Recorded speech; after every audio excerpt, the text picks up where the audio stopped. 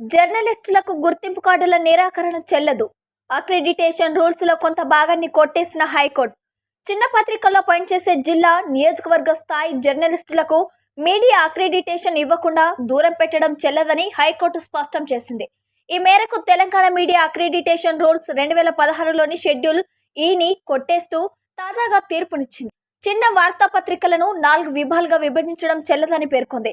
2016లో GO 239 ద్వారా అప్పటి ప్రభుత్వం పెట్టిన నిబంధనలను సవాల్ చేస్తూ మహబూబ్ నగర్ కు చెందిన తాటికొండ కృష్ణ తదితరులు హైకోర్టులో పిటిషన్ దాఖలు చేశారు.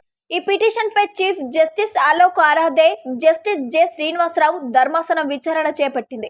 వాదనలు నమోదు చేసుకున్న ధర్మాసనం చిన్న పత్రికల్లో పనిచేసే జర్నలిస్టులను ABCD కేటగిరీలుగా ఎందుకు విభజించారో సరైన వివరణ లేదు.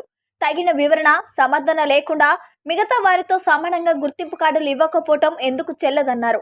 2 నెలల్లో పారదర్శక, హేతుబద్ధమైన ప్రాతిపదికన మార్గదర్శకాలు రూపొందించాలని ఆదేశించింది.